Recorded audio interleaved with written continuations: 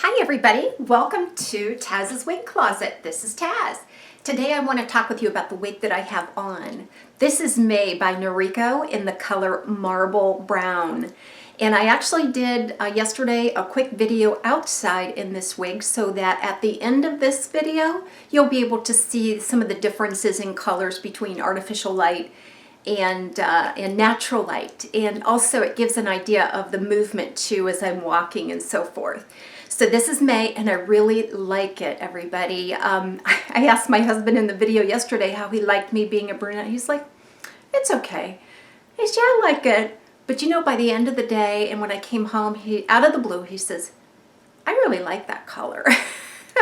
So it's just a matter of getting used to something a little darker than what I typically wear. So I know he gets surprised sometimes when I go from short to long, blonde to brown, but not so much anymore because you never know what to expect from me.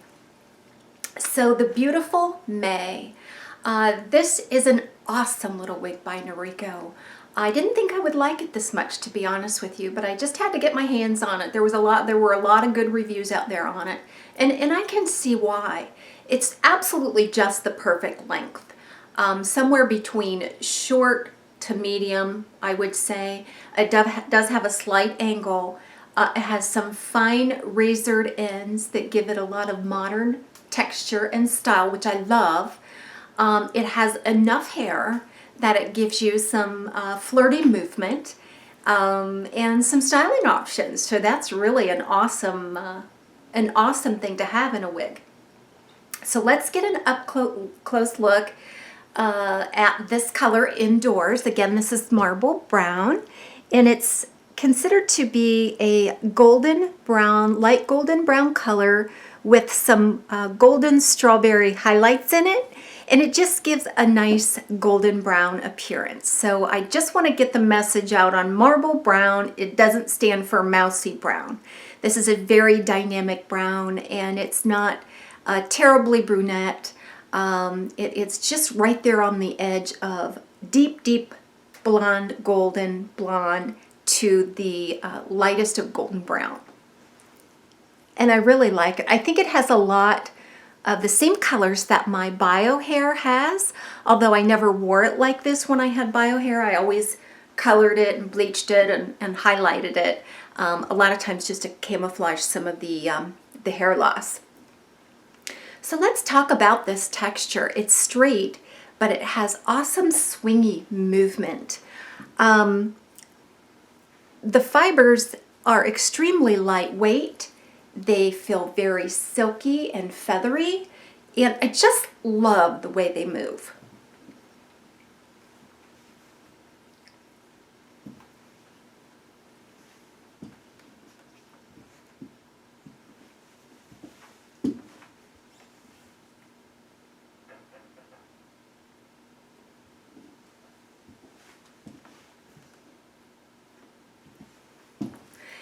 So what I want to do now, though, is to chat a little bit about PERMATEASE. I will actually list the specs of this wig in my next segment of this video that I do outside. But I want to have a chat about PERMATEASE. Everybody knows I like PERMATEASE. But maybe you just don't know why I like PERMATEASE and how you might be able to adopt a similar attitude towards PERMATEASE. So if anybody out there doesn't know what PERMATEASE is, it's those finely teased, kinky, curly hairs that kind of is the groundwork, the framework of the fibers. So in a standard cap wig is where you're going to find most PERMATEASE because there's nothing to support the fibers. So you do need a good foundation. What we want from a wig is wonderful style and movement. And PERMATEASE allows that to happen, especially, like I said, on a standard cap wig. So everybody has seen what PERMATEASE looks like. It has a little bit of that kinky, curly, undermatting, a nesty look to it. And PERMATEASE has come a long way, everybody. I remember when I first even considered wearing wigs, I kind of put it out of my mind for a while because I thought I would be stuck with one of those old-fashioned wigs that looked like it was all PERMATEASE. It looked like a couple birds might fly out of it at any minute. So not the case anymore.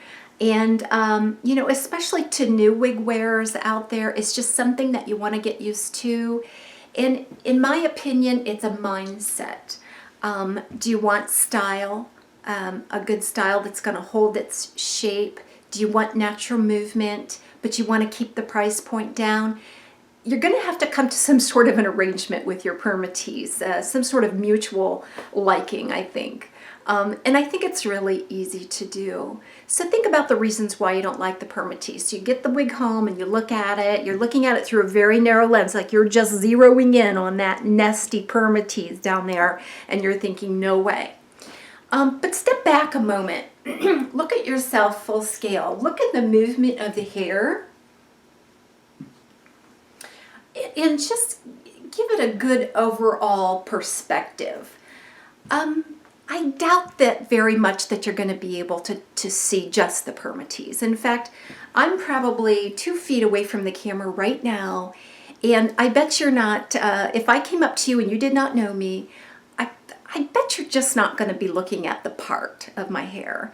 Think about it. Before you wore wigs, did you walk down the street or have an encounter with someone and really just check out their part, their hair parting and things like that? Probably not. And that's going to be the case with you as well when you go out. I think honestly all they're going to notice is you, your confidence in your hair, and if they notice anything at all, it's going to be how beautiful your hair is and how it moves.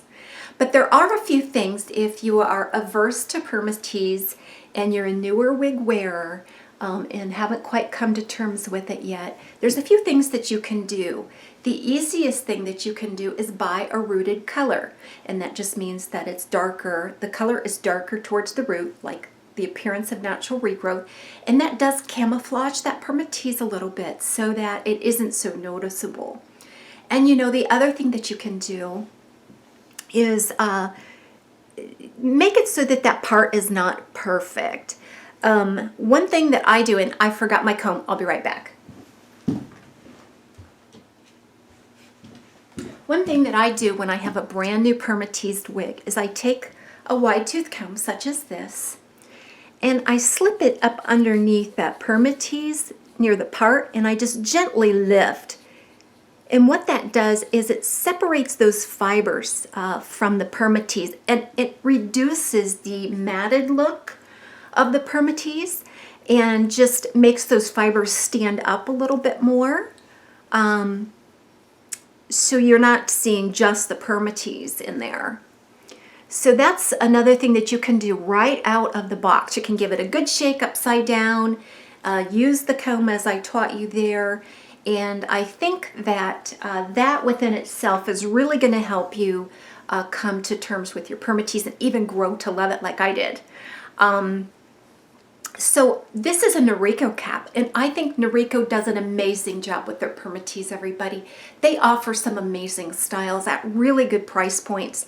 Standard caps, no fancy cap features, comfortable wigs, natural movement, a ton of selection on the colors. But regarding the PERMATEASE that Noriko does, I think it's done very well. As I like to say, it's all the right amounts in all the right places throughout the cap.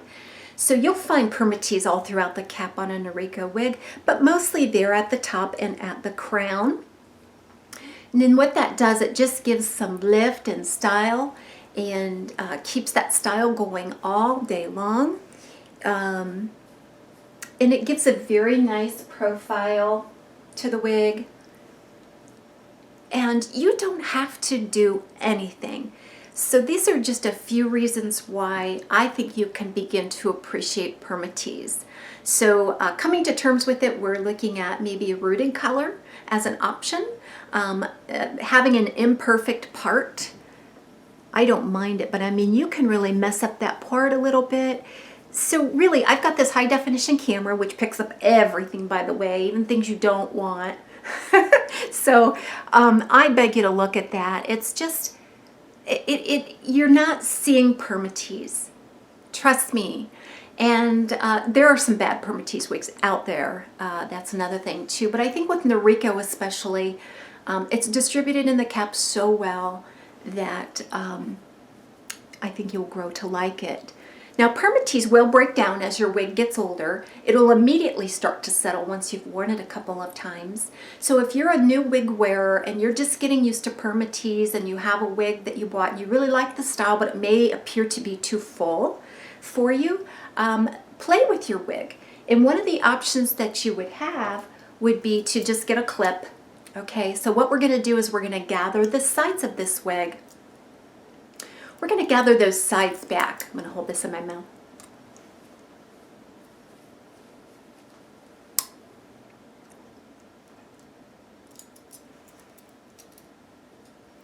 And what that does, it just reduces a lot of the bulk off of the sides, and it gives it a cute little style. I mean, really, when you do things like this to wigs, it's just going to be even less apparent that you have alternative hair on.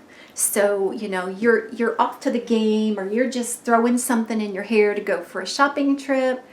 You can already see where some of the bulk has been reduced on the sides.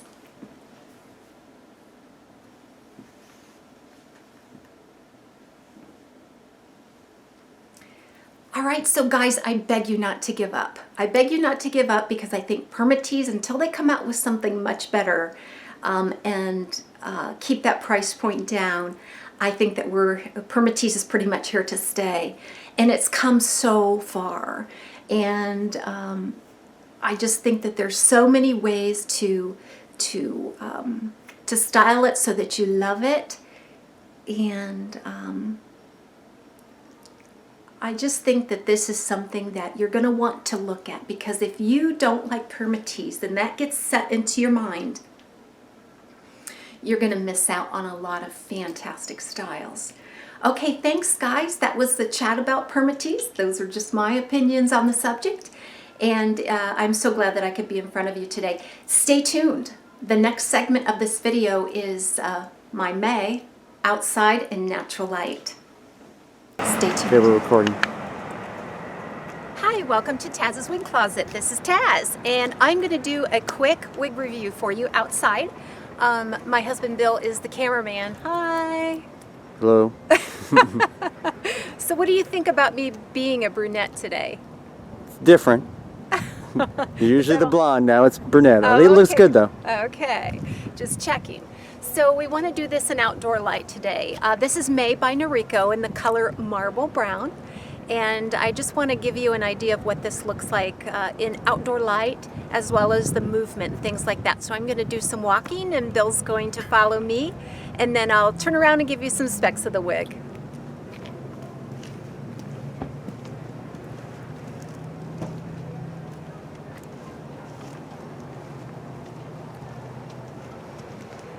So as you know, May is a fully permateased cap, and I love my permatease. Noriko has a great way of distributing the permatease throughout the cap.